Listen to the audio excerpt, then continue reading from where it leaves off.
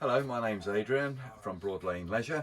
I'd just like to, if I can, give you a demonstration of the workings of a Swift Fairway 470 dealer special that we have produced on behalf from Swift on our behalf, and I'm going to go through the workings of this particular vehicle today for you.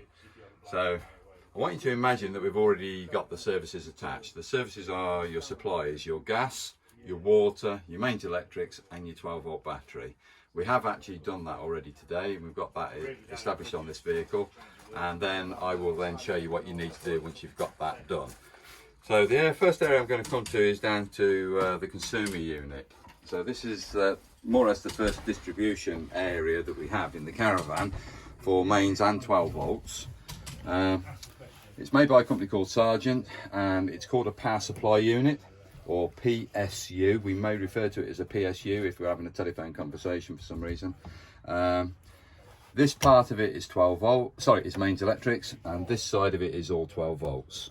So the black button that I'm pointing out here is inserted into the actual housing itself. It is live. If I do that, you can see I can't run my finger now over the switch. It's out, as it says there. Out is off, and when it's in, and I can run my finger over the top, it's on. When you turn it on, you do get a couple of bleeps emitted above the door. It just gives you an indication that the power supply is coming then from the consumer unit over to the command control panel. So this is on to 12 volts still. These are all the fuses that you have, not all of them, but majority of the bank of fuses that then go to the internal workings. If you can see that you have got a small light LED illumination, the green light is on. That is for the battery charger. I'll turn it off again. If you just stay where you are, you'll see that that green light's gone off, and you're hearing a few beeps and blobs going off. There it is, it's back on again. So that's telling you, the green light, that the battery charger working from mains electrics is functioning. So that green light that down there is actually telling you that. If any of the other lights illuminate here, they'll be red in colour, not green. But if any of the other lights illuminate along this bank of fuses, that is indicating very quickly a visual indication that this fuse, if this LED is on for instance, that this fuse here is blown, or it could be obviously a 5 amp fuse or something like that. So just be aware of, have a quick check here. If there's no red lights on there, everything's functioning correctly, and away you go. Right, so that's enough on the 12 volt side of stuff at this moment in time. I'm just going to come across now onto the 230. So lift the smoke glass window, connect your mains onto the site and into the side of the caravan. Actually, what you should do is connect to the caravan first and then the site mains. That's the correct procedure, because you haven't got a live lead in your hand. If you connect to the site mains first and then to your caravan, you're travelling with a live lead in your hand, so just a bit of precaution there. So connect to the caravan first and then connect onto the mains post. You then come inside the caravan, and the first area you should come to is the RCD, residual circuit device, and I want you to press this yellow button. It's a test button, and when I press that down, that blue lever should trip out. That is the correct procedure. All that you then do is turn it back on again, reset it. If it doesn't trip, you haven't got a mains supply coming into the caravan. The mains isn't reaching to the consumer unit. So that's the residual side of stuff. The MCBs are the following 3 grey switches here. They're like fuses, which is what these are over here, fuses. But where a 12 volt fuse blows on this side of the circuit, and you have to replace it with a brand new fuse, what happens on the main side is it just trips out. You reset it by taking off what's caused it to trip, and then lift the lever back up again. And that's all that you need there. So they're fuses protecting the circuits, and the RCD obviously is the earth trip. Hopefully you've followed me on that one. The area that we then come to are these 2 switches here, and possibly this one. If this is illuminating, I don't think you'll get it in the UK. You could, but I don't think you get it very often. If that illuminates up red, it's telling you have reverse polarity. In other words, the live and the neutral wires are switched around for some reason on the supply coming in. You do need to have it that it is correct. So I would ask, if you do get that light and you're in the UK, you might have to do something with your mains lead, but that's something for a technician to do. If you're on the continent, because they use 2-pin plugs, then you might just have the plug in the wrong way round, and you just need to turn it over and have it in 180 degree location. But that's only on mainly on the continent. These two switches, you can have them so they're both live. If I press that one in, for instance, it's now you've lost the illumination, and that's the illumination back on. The same with the charger, it's exactly the same. Yeah, you need those to be live. The green one is for the battery charger. That's charging your leisure battery, which is housed in this white box here at the back, externally of course. It's accessible externally, and that's where your battery is located. But that's the charger itself producing the energy, is going through and charging your leisure battery up. Don't worry about the beeps, I've got a little bit to do there. This bit here is to do with the heating system, and basically that's taking supply over to the boiler itself. And that's your combi boiler. It's made by a company called Truma, and it produces warm air. So for heating purposes, you can see you've got these beige coloured pipes. You have got a black one, but there are beige pipes going around. They're the blown air pipes serving the areas in the vehicle, where this black pipe is for exhaust. It's exhausting the gases to the outside wall. And while I'm still in this bed area, if I can just point out the pump and the drain down system. Yeah, okay. Here's your water pump and expansion chamber. This is a pressurized water pump. It builds up pressure into the system, recognises the build up of pressure through this cylinder, and it turns the pressure switch off in here. Therefore the pump stops running. This item is a drain down valve on the water system. If I have it in a raised position, that's dropping water through the floor onto the ground. And that's what you operate for when you are draining the system down. So when you come to drain the water out the system, out the boiler, you actually need that into a raised position. There are other processes that you need to do at the same time, i.e. open up the taps, but I'm going to come to that when we demonstrate the tap system. So to continue, coming from the consumer unit, we're now coming across to the command panel immediately above the door. And to turn the command panel on, we need to press the Swift emblem. Press and hold that for a few seconds, and as you can see, the panel comes live. It goes into, initially, when we first set up, the advanced settings, but what I'm just going to quickly do is just turn this particular one off. So I'm going to press and hold the round button till I get the word off, and that's okay. Right, there's nothing for the end user to set on this particular unit here. We've already preset this. It's telling us that the internal temperature here is 23 degrees, externally 18, I think. Yes, we are. 53% humidity. It's live. It's today's date, the 13th of the 6/20, and approximately 10:30, and we have got solar energy. We're working on the leisure battery, and the battery's pretty good. i.e. voltage, you can see it's just slightly fluctuating. The charger is working, putting a little bit of energy into the battery, or the solar panel maybe, and solar current, etc, etc, as we're going down these bottom lines here. That is the home button. That's what I'm waiting to press next. You can go into another menu, which is that one. You don't need to. Let's just get back to the standard menu, which is where we are here now. So once it's been set up, this is what you'll come to every time. And we can go into the water pump system, the awning light, the lights, power I'm going to come back to and explain what that's all about, and heating systems, radio and fridge, all controlled through this system here. Of course, we have got settings. Let's do the internal lights. Hit this button here, you'll see the outer square box brighten. Let's go back a bit, go back home.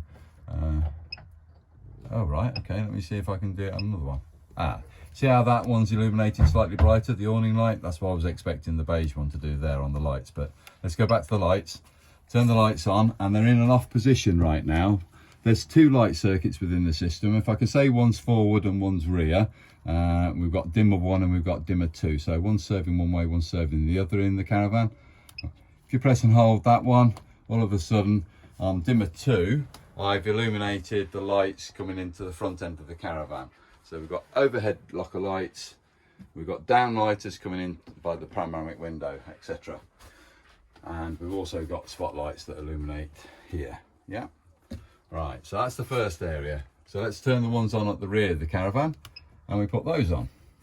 And now the ones at the back end of the caravan are now functioning as well. We've got downlighters functioning in the vanity area, and also obviously the overhead locker lights, etc, etc. Right, so they're just master switches on the unit. Both of them read 100%. What that's referring to, the intensity of the light being emitted is at its most powerful at 100%. If we wish to lower the intensity of the light in this particular area, we can actually decrease that intensity. As you can see, I'm pressing and holding the minus button. And actually, if you come across the light at the moment, it has dulled down to 35%. I'm now going to increase that so that you can see the intensity increase. Yeah. Yeah. And that's what I'm referring to there. So if you do want to change the mood lighting, the ambiance within the vehicle for some reason or other, you can lower the light intensity to your desired requirements. And that's the same both front and rear. So as I see dimmer 1, I can do exactly the same on dimmer 1 as I've just done on dimmer 2. Once the lights are up and running, they all have individual switches. So if I just come to these spotlights immediately underneath the pelmet area here, we have got a light switch here, and if I turn that off, I've turned off both the spotlights in the under the pelmet area. The same applies on the off side. Again, we've got 2 of them, as you can see. Okay, and that's doing those particular lights there. Immediately above where the camera is right now, we have got a dual downlighters with a switch in the centre, and again you can see that operating from that switch, that one. So coming over to the overhead locker lights, these LED strip lights that you can see on the near side, I'm hoping behind you. I did say I was hoping. It's behind you. It's behind me. Was that one? Oh, thank you, Lottie. Right, so that switch was operating centrally to immediately above the wardrobe and also above the kitchen locker space here. So it's a rocker switch, you press it, you release, the lights are still down, and obviously those have stopped functioning. So I've got to find the switches for those particular overhead locker lights, and I'm hoping it's going to be one of these. There it is there. Yeah. Right, so it's there's a double light switch located in the kitchen area below the microwave, and it's the top one there, which I'm pressing, releasing. The lights are now on. If I press it again, the light's still down and go off. So the second one, the lower one, is for the downlighters in the kitchen locker area itself. So that is doing these downlighters here. There's 2 of them. As you can see, that just illuminates your work surface. And that's operated off the second switch. And just around the corner from those switches, just to point them out so that you can see what they are right now, you have a twin mains point for kettle and possibly a toaster or something similar to that.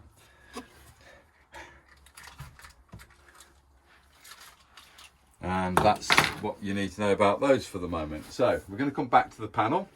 So we've turned the lights on, we've got those functioning. I'm going to go back to the home symbol, which brings me back to the beginning again. We already know that I have turned on the awning light because this is now nice and bright, but what I'm going to do is just verify that. It's immediately above my head, so if you can watch on the door frame, this entrance door, you might just see the light change as you did. No, it's not as strong. There it is, try it now. There it is, it's off. You're not seeing it, you can't see it on that part of the frame. Too okay, broad daylight. Don't worry, you have to take it from me, it's working. So when the outer box isn't illuminated, the awning light is off, but when you do press the switch, it then illuminates back up, as you can see. That's one way of operating the awning light. The second way you can operate the awning light is via the key fobs, the alarm key fobs. There's 2 of them provided.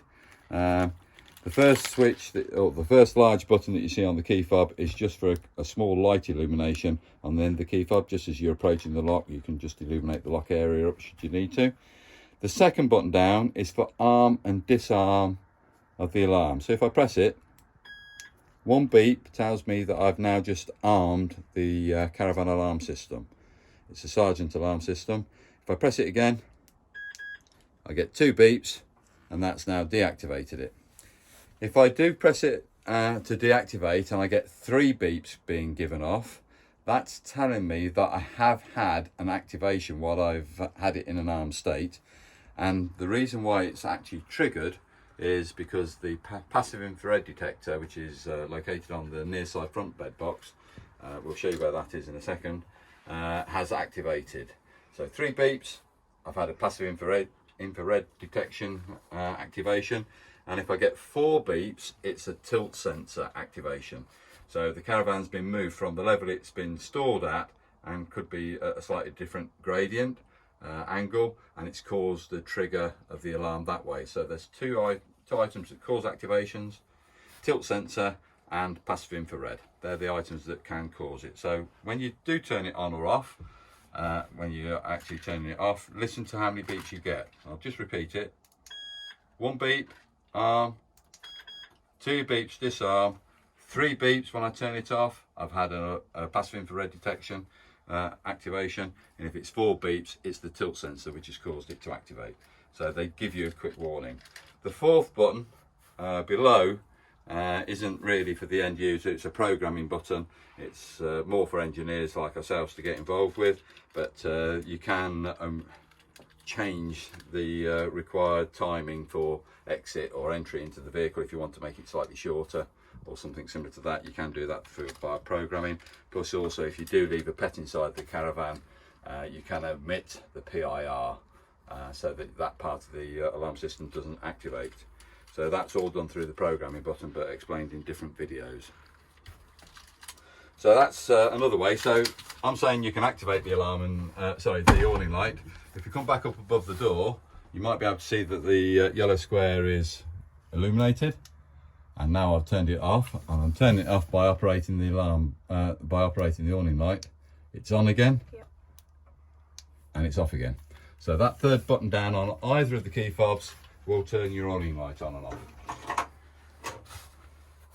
Okay, I've explained what the lights are. I've done the awning light. We're going to come to the water pump system. I'm going to turn the pump on, but before you do this, initially on your setup, of course, you've got to establish that you've got a large aqua roll or water container or something on the outside of the caravan to supply the water.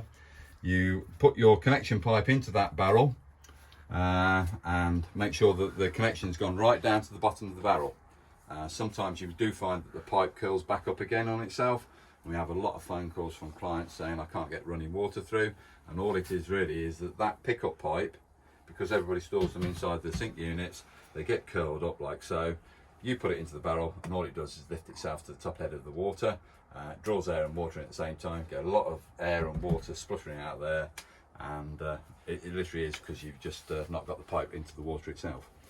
So the other reason why I'm saying you want to be in control of it is that you don't want to have the tap over any particular work surface. As it is, these are fairly fixed these days, so we shouldn't get into that situation for this one. So make sure the taps are off. Make sure the drain down valve, which we demonstrated when we were underneath the bed box, that yellow valve is in a horizontal location. Turn the pump on, it comes live. So just make sure that the tap is located over the bowl, and you come to the lever here, you position it into the cold position, and you raise the lever up to get running water through. On the cold side, it's more or less immediate, and I am being a little bit naughty because I have a different way to working than Swift do. I prefer to get running water through on the cold side because it's immediate that you see the supply come through. Where if you do it the way Swift asks you to do it, which is to fill the hot water, then it can take about a minute for you to fill the hot water tank up. Because what you're running into the hot water tank is 2 gallons, 10 litres of water. And that's got to fill the system up before it will then come through the hot tap. So that's the reason why I do cold first. You're in control of it, you can see it's actually going to work, and you are going to get supply.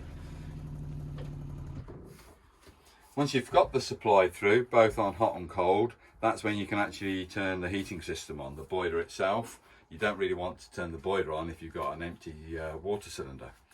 You wouldn't do it at home, and we don't want to really do it on site. And there's 2 ways that you can actually now come to control this. You can do it on the command system, which is the heating one here.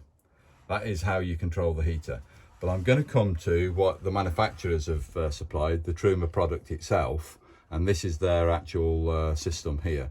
So as I turn this on, I'm going to hold the button in until it comes live. You might find that switch then comes live as well. Hopefully so. Let's just have a look. That's what I want. Right.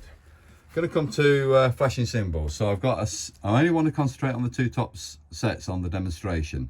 There's a set of symbols here. You haven't got the ones here yet, but you're going to get them in a minute. Let's go back to where it was. Flashing motorhome gets a bit confusing because it's a caravan, but let's go into it. I'm pressing the button in. At the moment, it's stopped flashing. I've only got the motorhome symbol left, and it's in an off position. I'm now going to increase the room temperature. Bearing in mind the room temperature inside this caravan right now, according to the command system, is 24 degrees. So we're going to turn it up to 26 today. Okay, and we're going to confirm that's where we want it to be. That's the first thing. You'll notice now I've got another bank of symbols above. So not complete. I haven't got 4 symbols, but I've got 3. I'm now going to go across and I'm going to scroll it. So I'm turning. Says he. That's confirming the temperature. Let's go back to that. Not doing very well here, am I? I'm doing it wrong. Right, here we go. All 4 symbols. I'm going to scroll it till I get to the next symbol. The next symbol is water temperature. If I go into it, I'm accessing it. I'm pressing the button to access it. It's saying it's off. I now want to rotate that to either say eco or hot. There is a boost, but I don't often use boost. I'm going to ask you to use it on hot when you're initially setting up. The boost is there just to initially boost the system very quickly for about half an hour. Personally, leave it on hot and you operate it this way that I'm showing you and you'll be fine. I didn't confirm it, so it's not allowed it to actually function at the moment, so I'm going to have to go back into it again. There's the motorhome symbol. Scroll it, come to the water temperature, go in, it's going to read off. I ask, go to hot, confirm it. You're confirming it by pressing it in. So I've now got a flashing symbol there. Coming across to the power source, which is the next buttons along. Go into it, and at the moment it's saying I've got gas. I'm only setting on gas. I've got an image of a gas cylinder and 2 zigzags. But at the moment, the only thing that's repeated on the top line is a solid gas symbol. Let's go back to where it is. I want to change that because I want to use mains electrics with it. So go into it, press the button in, and you scroll. Oh no, go into it. There we go. And I scroll it until I get the desired supply. So that's 2 kilowatts of electric only. 2 zigzags. I've just lost the cylinder. 1 kilowatt, electric 1 kilowatt of supply being used.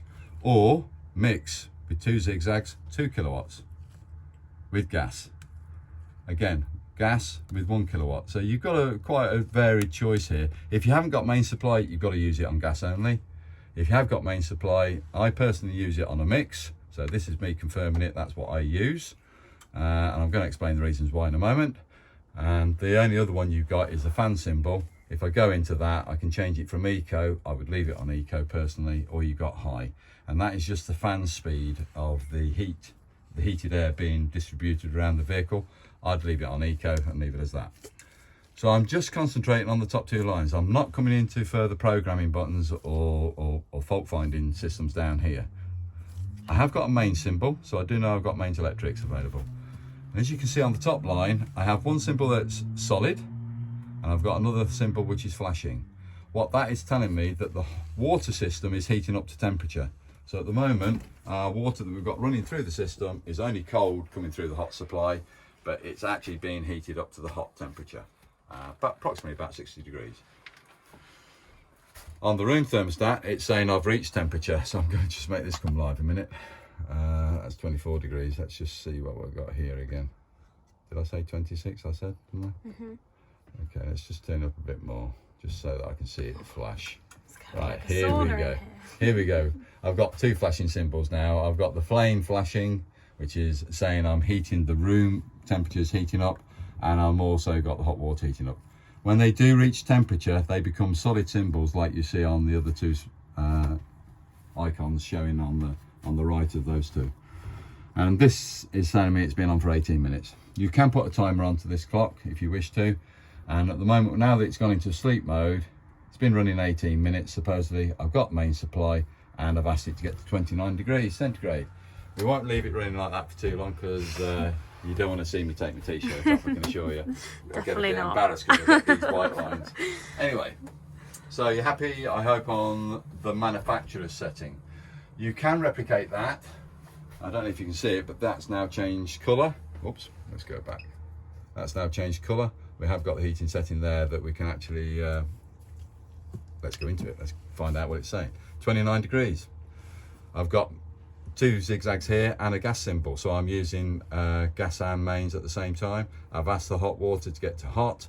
I'm in a manual mode, i.e. manufacturer's one. But I can come onto an app. I can put a timing clock into it if I wish to, but this is getting a little bit more complicated. Let's just see if I can alter the temperature here. It goes down, look, air temperature's gone down. The boiler's cut off and I've got a failure, so I'm going to just have to clear that failure right now, because I've now taken over on the command panel is the reason why it's failing. So let's go back and put that one back in. There it is, 28 degrees. 28 degrees as it was there on the command panel. Just want to scroll it across that, make sure that's now hot. There you go, it's back as it was. Come back out of it. And that hopefully should be working again. Just make sure it hasn't got a fault still saying C1 or something. That's it, we're okay. We are going to get the boiler cut back in again with the blown air. Oof. Gets warm very quickly in these caravans, so apologise on where we are, but that's just to show you that the command, you can also use the command to do that. I'm showing you on the trimmer panel though. Okay, so the heating system. Fridge. So we can operate the fridge off the command, we can operate the fridge off its own control on the actual product itself. Now I would do it on the product. I'm a bit anal. I don't like all the command systems taking over. I much prefer to do it on the standard product. This is the on-off switch, so I'm going to hold it until hopefully it goes off. There it is, it's off. I'm going to turn it back on again for you, and every time you do turn it back on after it's been turned off for a period of time, here we go. These are touch sensitive, by the way. It will go back to what it was last working from. In this particular case, I was working from main supply and I had it working at its highest temperature, the coldest temperature it can get to. The higher up the scale you go on that thermostat, the cooler the refrigerator is going to get. It's not heat as such, it's reverse of heat. Okay, if I want to change the supply, I come up to the two little arrow lines here, the cursor lines, and I can put it onto an auto mode. I can put it into a manual one using battery. It's not going to work and it's going to go into fail because that battery symbol is energy source coming off a tow car for transit purposes. We haven't got a tow car coupled up. It's not going to work, but it's going into a fail to say there's no energy source available. But I could use gas when on site. It's automatic. I'm not having to do any more than just look at this to see if it goes into fail, which I don't think it is going to. There it is. I've heard it just ignite. So I know that that's now up and running, and if I want to go onto the manual on the mains, I can do that. That's as a standard. I'm programming it. If I put it on the auto mode, which is that one there, it prioritizes mains electrics as a supply. If the mains isn't available, it would automatically then go to gas. And if gas isn't available after that, it automatically goes to the 12-volt battery, i.e. I'm going to go towing. I'm going to see if I can just get it to swap for you so you can see that from the mains to the gas. And what I'm going to do to achieve that, I'm going to actually turn off one of the MCBs. I'm trying to remember which one it is. So my wording, my paperwork, is it on the drop-down shelf here. So on the front offside bed box, I didn't show you this at the time, I'm sorry, I forgot all about this. This wording here is for the 12-volt fuses, the first set of fuses that I was showing you under a smoke glass window. There's 13 of them here, but there's only 10 of them actually in the fuse board itself, and it will tell you what the size of the fuse is and what colour that fuse is, and then it tells you what it actually serves on 12 volts.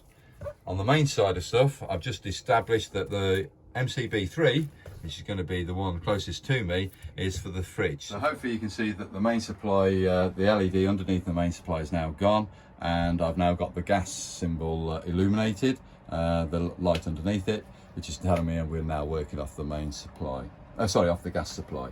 So that shows you that that does that. And again, if I put those supplies back on, the MCBs back on, what the fridge will then do is recognise that I have now got main supply available. This is the heating system getting louder. I am going to turn that down for you in a second, so just stay with me a second. So the fridge is now working back on mains electrics now. I've introduced the MCBs back live. Right, so it does automatically change itself according to the energy source. And to continue from there, now we've got the mains back on and up and running. If I wish to adjust the thermostat, I'm pressing this symbol here, pressing it again, it's down on its highest setting as such, and then going all the way up the gradient. That's its coldest setting it's going to get to. So down here it's winter use, up here it's summer use. And if I open up the refrigerator door, this has been on for a period of time, and my colleague's going to confirm that that is cold. Oh yes. Okay, so that refrigerator has cooled in the freezer box, so that's all that you need to know about that area. Inside the cabinet we do have an illumination of a light, and we also have this is the travel catch as such. I just want to put it into a ventilated position, what I've done to do that, I pressed that little tag in there and I push that back. That's retracted. For ventilation purposes or storage, you have those little probes pointed forward, and then as the refrigerator door comes to, it keeps it ajar. You have got an air gap, as you can see. The blue light still hopefully on. That's it, you can see the blue light there. So it is ajar, and it allows an airflow in the refrigerator during a storage situation, stops mildew from building up. When in use, however, those two tags you push back. Okay, so what I'm doing to change that, I'm pushing it in slightly and I'm pushing those back, and they're moved out of the way. And then this is the actual hook that latches onto that catch. I'm operating it from the push down button on the top. If you want to, when you've got on site, you can actually lift the catch up or just push that up there. Then there's another little tag below it, and what that does is taking the claw out of the action. What I've now got is a magnet which is holding the refrigerator door in a closed position. I'm not having to operate the travel latch. To put the claw back into location again, just push that down. There's the tag dropped out, and then the operation to allow the hook to work is to push that down there. That is the travel catch. Hopefully that's okay for you. And that's basically the refrigerator covered. So I'm quickly coming up now to the cooking facilities. Oh, no, what I should say is I can repeat everything on the command system. So if I come just to this, I've got a blue outer circle illuminated on the fridge now because the fridge is on.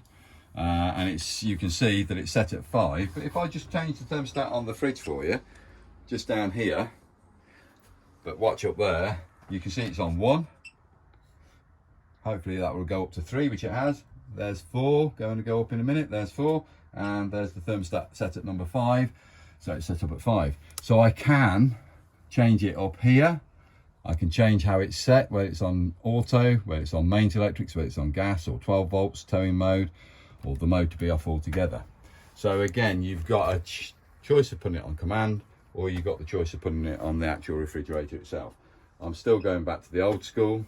My younger colleagues I know will use command systems or Bluetooth and things like that, but I'm still old school. Feet and inches as well. Ounces and pounds. Okay, so we're coming to the cooker area. This isn't controlled via the command. Yeah. Let's get that in there. So I'm back to old school. We've got 3 gas rings, 2 medium-sized rings and 1 very large one. On the glass panel that covers up the hob area, there's a symbol here which is saying about a gas and a match, or the lid rather. What it's saying is don't lower that lid if the flames are alight. That's toughened glass, it will shatter. I go on a bit further from that and saying if you've been boiling potatoes here for about 20 minutes, then this pan support is going to get very warm. So please don't put it down until the actual heat is dispersed from this area. That's just a precaution thing. The first 3 valves from the left hand side are going to be for the gas operation of the hob. The other 2 that are immediately on the right hand side then of the front of the oven system is going to be for the grill, indicated by the solid dash there, on the oven, which is that one there, and you have got an electronic ignition. So turn the first one to the full flame, the largest valve, press the igniter, away she goes. That's set on high. Turn it, rotate it to the lower flame, that's on low. So there's your high setting and there's your low setting, and round there is off. I'm going to do these 2 at the same time. Press the valves in, strike the igniter, away she goes. That's obviously set on the high settings, and rotate one down to the low, rotate the second one down to the low, back to high and off. Very quick demonstration of the hot plate. Okay, so the grill door. Just be aware there's a little panel which you can pull in and out. On some cooker models you do find that that's automatically will protrude out by itself. In your particular case, on this particular model range, we do physically have to pull it out. The idea is heat from here comes out from the other grill area and could heat up the valves. So what it's trying to do is say that that heat's dispersed away from the valves itself. Safe to use, you're not having to use asbestos oven gloves to get it to turn the valves on and off. Okay, so I haven't ignited that yet.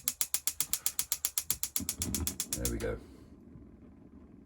So I've ignited it on the full flame. I'm keeping it depressed for about 10 seconds. I'm now releasing.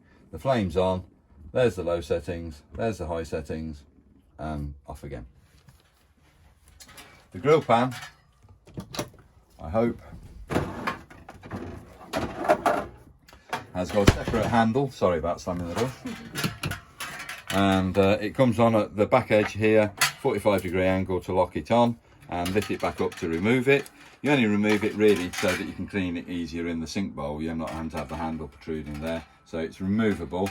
And the grill, you've either got two positions on the fret itself, is either high in that position or a low setting there. All right, so you've got a good position for how you put the toast on, or bacon, or whatever you're cooking.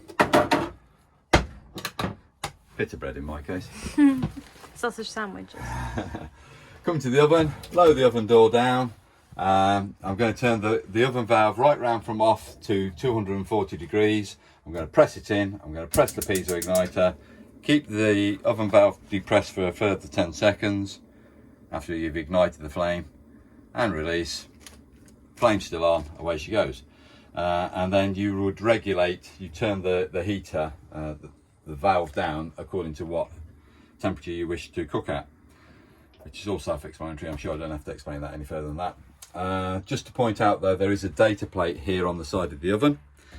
Should anything go faulty with the oven, we ask you to take a photograph of the data plate. That's where you're going to find the data plate located. It enables us then to put a warranty claim into the manufacturers should there be a failure of the oven. The same applies to the refrigerator, but this is the first time on my videoing that I've actually explained where the data plate is on the refrigerator, and you're going to find it at the bottom of the salad bowl area. It's that white sticky label. Again, please just take a photograph of that white sticky label, forward it on to us, and we can put the necessary warranty claim in. And of course, obviously, I'm going to put this back. There we go. Just not doing it correctly. Okay, so coming across from the cooker and the oven. The microwave is fairly straightforward. It's a simple microwave system. I am going to say there's several ways that you can operate it, not via command again, great. It's back up to the manual systems up here. Basically this is the start button and that's the stop button. So if I want to work at full energy, i.e. its highest power setting, I can just press the start button and it will work on a countdown at a minute. If I press the start button twice, it puts 2 minutes on the clock. If I press it 3 times, it will be 3 minutes on the clock. So that's just very for quick use. So let's just do that so you can see it working. Don't know if you can see the illumination of the numbers. It's quite dull actually. There we go. Any better? Yep. I might improve it even more. Boom. Yeah? Okay, so there's a minute. If I want 2 minutes, it's there. If I want 3 minutes, it's there. I don't want to operate it with nothing in. So I'm now going to stop it, which is pressing the bottom button here. Cancel. And if I want to cancel the timer, which has been stopped at 2 minutes 55, press it again, it goes back to 0. That's a quick way of using it. There are other ways. Obviously, you can cook by, you can do defrost by weight, defrost by time. You can put a clock onto it. You can change the power level. If you come down to the scroll button down here, you'll see it says timer, power level and weight. You can change it by operating it via that should you wish to. Purely down to personal taste on how you wish to use the microwave. If you want further information about that, please refer to the owner's handbook or the actual pamphlet from the manufacturer on that particular microwave. The reason I've taken the plate out is I'd never like to travel with the glass plate to turn the plate inside the microwave. There's a lot of bouncing that takes place during transit, so I'd find somewhere safe for this to go. Typically a lot of clients put them underneath seating areas like this, so they just ram it in the corner like that in a nice way and just put cushions over it, and believe it or not, that does travel quite safe there. You could find other lockers, of course. You could put it into something like this, but there's nowhere really, apart from possibly that area there, but I wouldn't trust it necessarily. You could put it into that location, but you might need a tea towel just to make it a little bit more solid in tighter in its security. So that's this one. We will put it back in here for now. So to continue at the front end of the vehicle and just finish off at the front end before we actually go through to the toilet compartment, vanity basin and fixed bed area, I just want to show a couple of things at the front end of the vehicle now.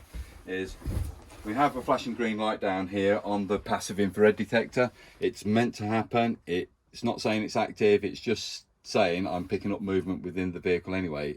It's picking movement up all the time, but that LED that flashes, don't worry about that. It's just doing its job. But that's the passive infrared detector that actually detects movement within the vehicle should somebody break into it.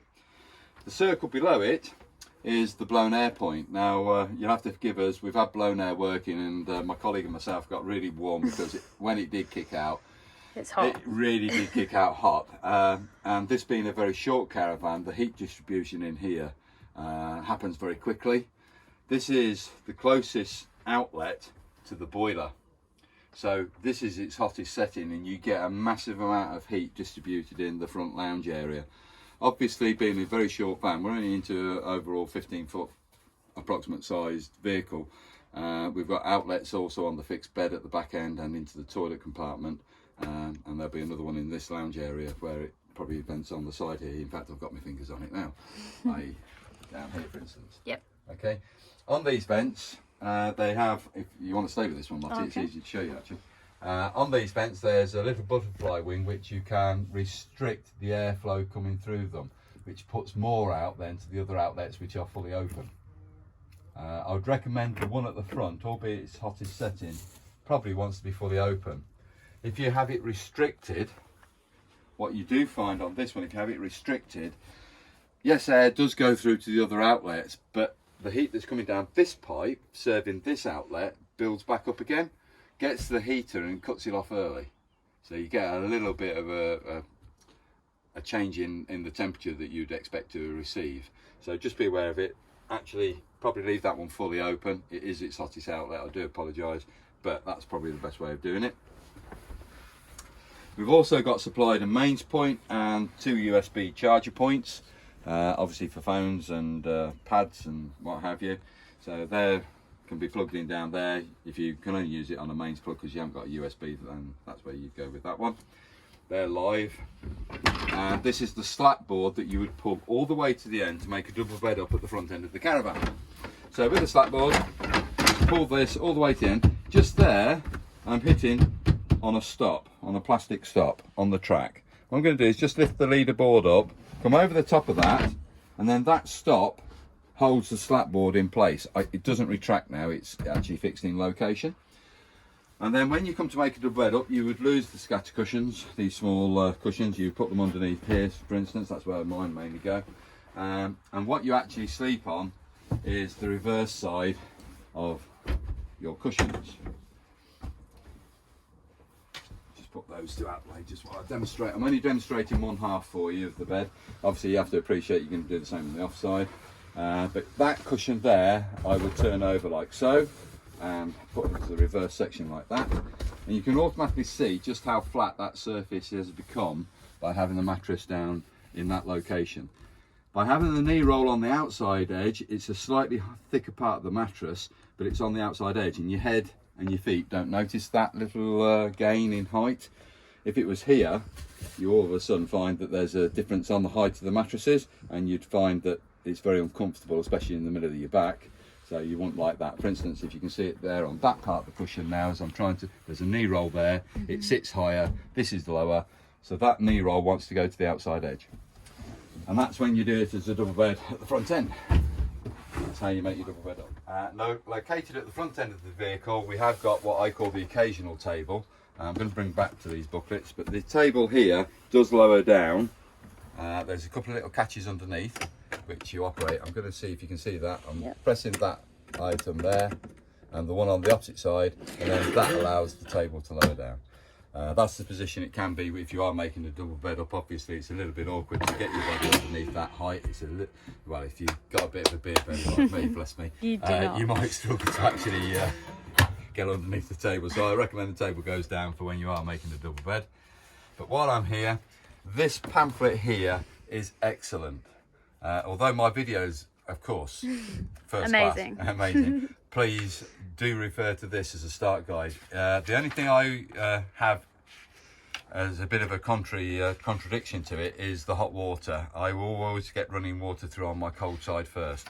But this little booklet really will aid you in being able to set this vehicle up and being able to function everything. And it does go through everything very quickly for you. This one is the owner's handbook, goes into it in greater detail. So yes, it's more like an index system, and obviously goes into it in what you need to. If you find a fault with something, you refer back to the owner's handbook. So this quick start guide for setting up, and the owner's handbook for anything after that. We are going to just come across now to the radio, which is, believe it or not, that is your radio. As it says, DAB, etc, etc, radio module.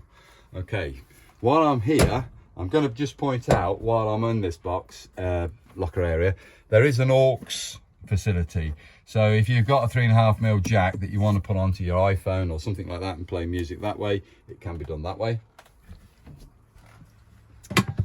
for some reason. This way is probably the easiest way to start operating. So press the Swift emblem. You can see you got the radio symbol. I'm going to make it come live. Okay, so that's now live. The radio's in an off position. If I press that top switch there, there's FM. And luckily enough, I'm on radio 2, not radio 1. My colleague might like radio 1, but I'm definitely radio 2 right now. And if I want to turn the volume up, oh no, I'm tuning it, sorry. Can't even read what it says, can I? Volume's the other one. Volume's this one, sorry.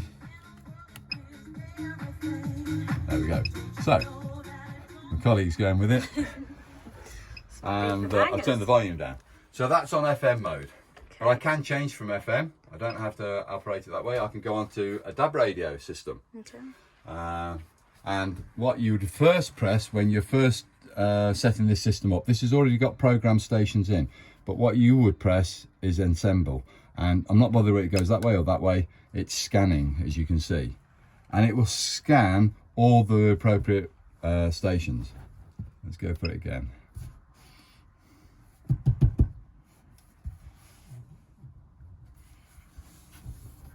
Cool. There we go.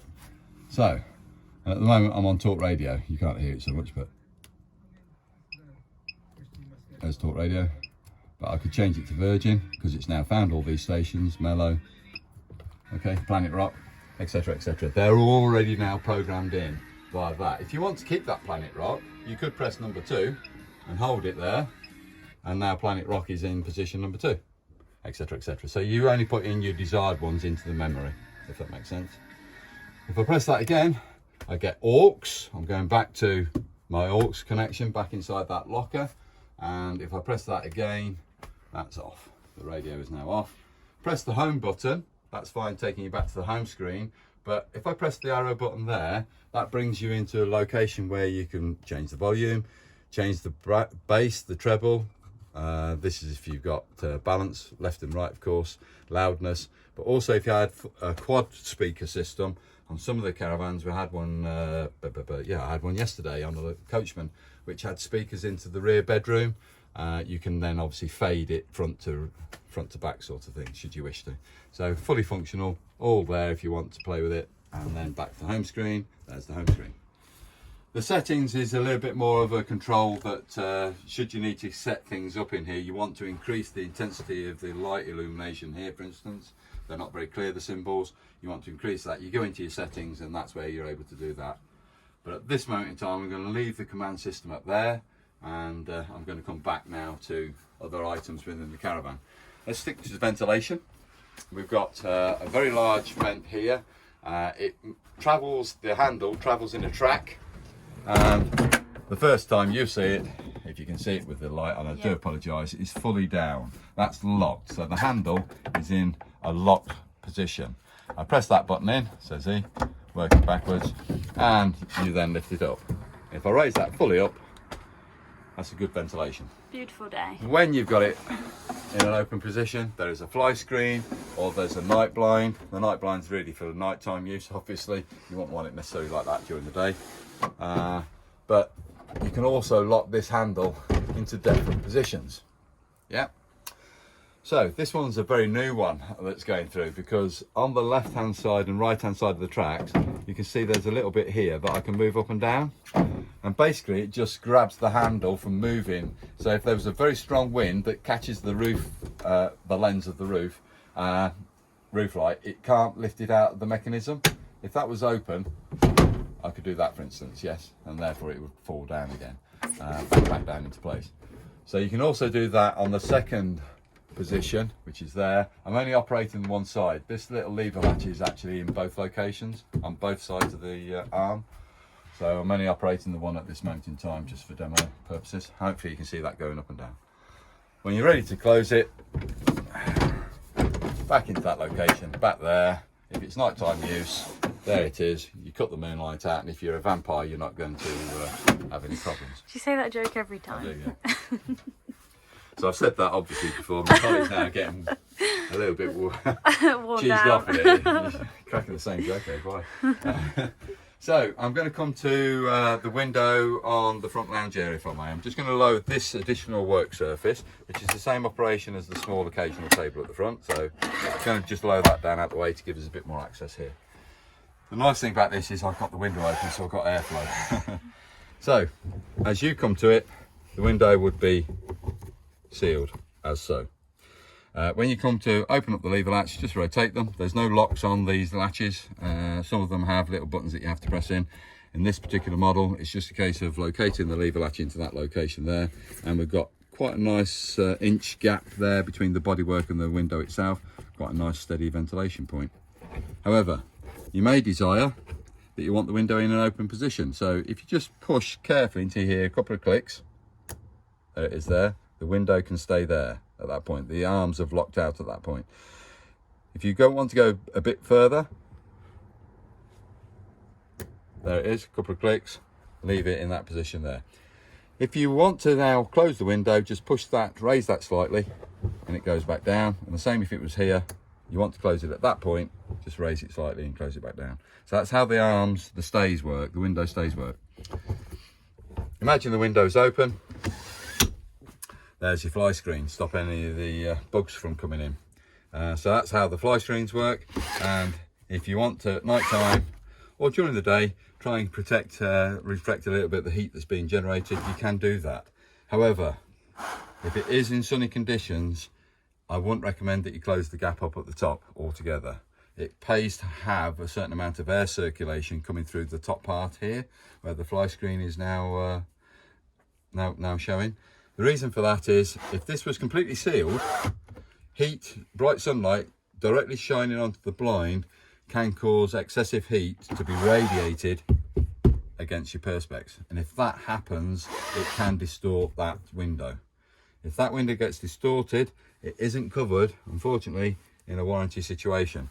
So just be aware of it. It will read your owner's handbook, because it does have a section on it in there, and you'll see what I'm referring to. Okay, you have got a panoramic window above our head, but what we'll do is I'll just do that. Well, I'll do it now.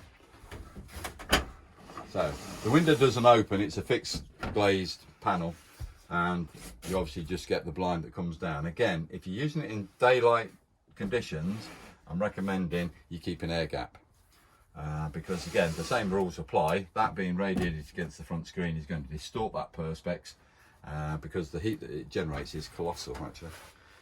Right, I'm now coming further back to the bedroom area, fixed bed area. At night time there's a small little panel that drops down to give you a bit more privacy here. You've obviously got the curtain, there's a divide curtain that comes across just to shut off this area here. But while I'm here, there's the freestanding table that you'd normally use either in the awning or in the front lounge area. All you do is release the turnbuckle catch and then pull the table out of the housing. I don't think I need to demonstrate on how that works. I'm just getting rid of that cushion. Sorry. Okay, so the double bed, obviously you've got to appreciate, hopefully a couple of pillows, a continental quilt, base sheet or whatever, but that's how the bed's made up. If you want to gain access underneath the bed, it's just a case of raising the bed frame itself. This, all I'm doing is grabbing the strap and raising the aluminium bed frame. The gas struts located at either end will retain the bed frame up in the upright position.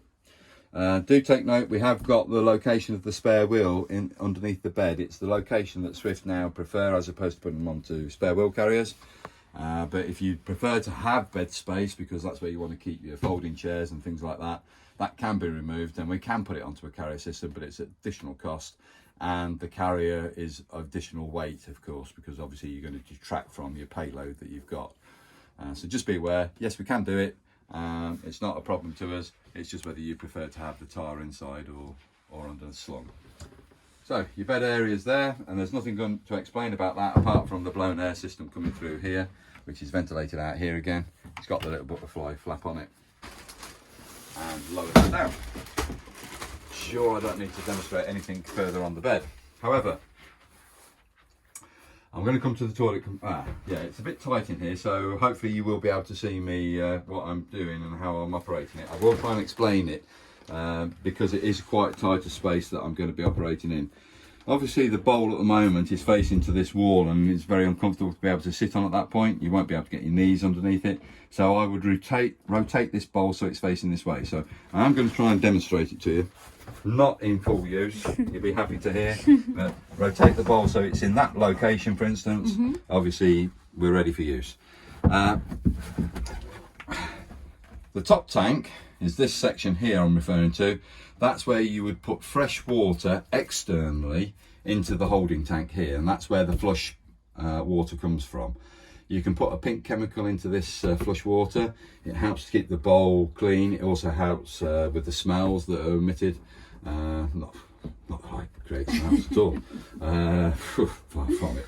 So below here, in this area below the bowl, is where the cassette is. So that's where all the ablutions will be dropped down into.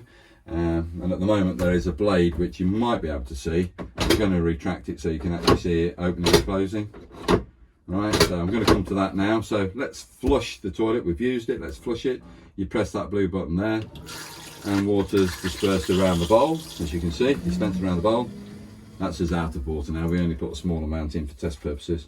To then dispense of that, I pull the lever this way. The lever's on the front edge of the toilet.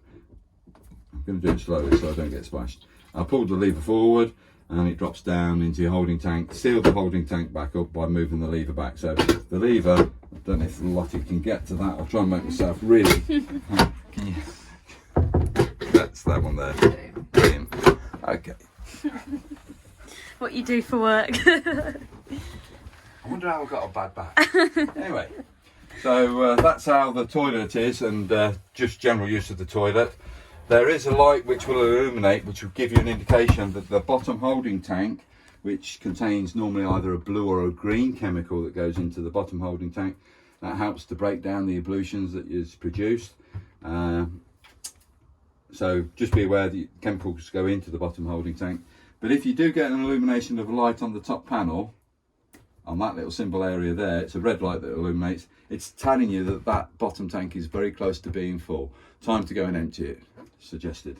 If you fill it right up, one, it can overflow. I don't suggest you overflow it. When you pull the cassette out, you've still got fluid in there or whatever. It can be very, well, not very agreeable.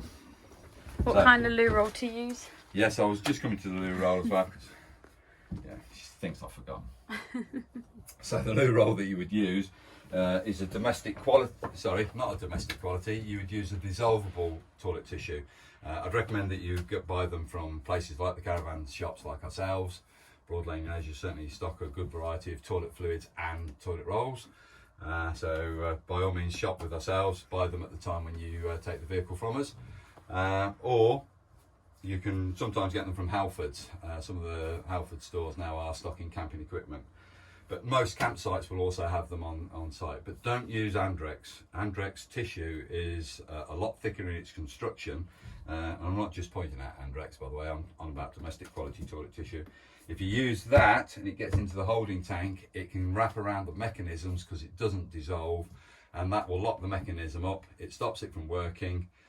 You'll say there's a fault on the toilet, which is quite right, there is, but unfortunately it's the end users that's used the wrong toilet tissue. Not that I'm blaming you, I'm just saying it can happen, and nobody likes to put the hands down the trap to clear the blockage. Okay, so very quickly on the shower head. This is an Eco Camel shower head. It's a very it gives a very good shower because the circle of rings that you can see there has a massive distribution, and it really is quite conservative on the water as well. There is an on-off button down here which allows you to set the temperature, because the water temperature when you've got it going at 60 degrees is flipping hot. You don't want that facing you straight away. First off, the water that comes out is freezing cold, and then immediately it comes very hot. Have that facing away with you when you come to set the shower going. Have it set on the hot side. Open up the tap, get the water through, get the cold cleared, get the warm through, and then increase the cold water to come in to actually get the desired temperature. When you've got the desired temperature, don't turn the tap head off, sorry, the mixer off, just turn the switch off. Put it into the rail, or if you wish to hand hold it, that's fine. Just turn it back on again, and then that will bring the water onto you. And turn it back off again if you want to lather up your hair or whatever it is you make. So that's an easy way of doing it. You are conserving water by operating the button on the side there. The only other thing to point out is there's a series of holes here that when you actually turn off the shower head, you will get a dribble of water come out of those, because water's coming out of the shower head just to that point there, just to empty that and stop it from freezing up. You don't want to get that as frost damage. Okay.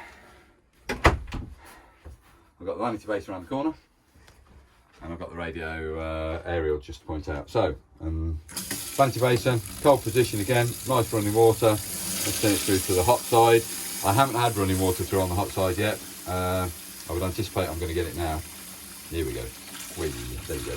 Right, so that is hot. I am asking it to work at full temperature. Believe me, I've got asbestos hands with protection gloves on, and I can't keep my fingers underneath that. That is too warm for me to shower under.